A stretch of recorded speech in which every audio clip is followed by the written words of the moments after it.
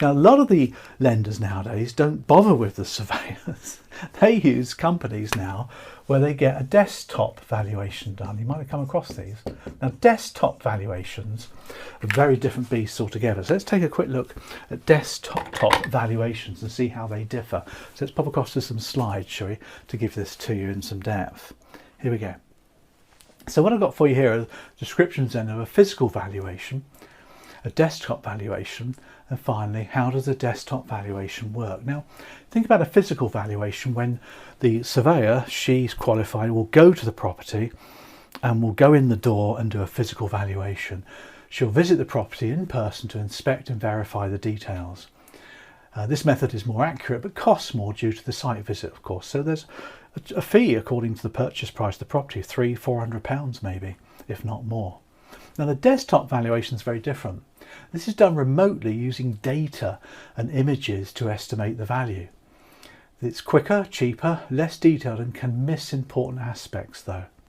So you think, well, hold on, let's have a desktop valuation instead. We don't need people. So how does a desktop valuation work? Well, first of all, an agent looks at all the available information about the property to estimate its value. So it's not a qualified RICS surveyor, it's an agent. There's companies that do this.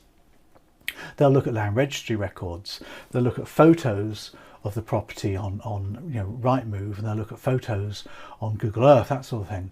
And they'll look at plans that you've provided as well. They'll look at online sales data, the different portals that sell and buy property, the agent's knowledge of the local market they might look at as well, if it's connected to an estate agency. And they'll use all sorts of other relevant public data. So essentially they're using the internet, aren't they, to go in there, scrape out all the information they have about the property and see what it's currently worth. It's often used for situations where maybe there's plenty of equity, so somebody wants to raise a little bit of money on a massive purchase price, so there's not a huge amount of risk going on there. That's often used for those purposes as well. But that's desktop valuation. Now, the basic valuation therefore is still the same. Now, when it comes to the customer, the client, she or he or they will want to make sure that the property is properly surveyed for their own purposes. That's what I'm going to come on to next.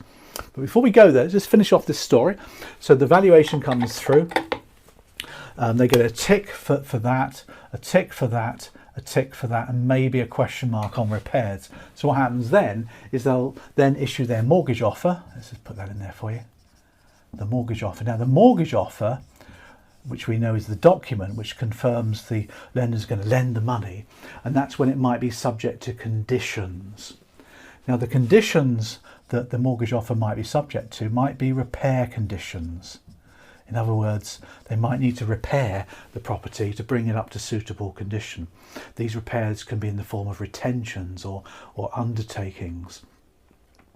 Or it could just be that the repairs need to be finished before they lend any money. A retention is where they keep back some of the money to make you do it. An undertaking is this your sworn scout's honour, and a full retention is where they retain the whole mortgage money until you've done the repairs. So they're the conditions that might happen as a result of repairs being required to do it. If the property's not suitable, they won't issue the mortgage offer. And sometimes they will make a referral request to a specialist.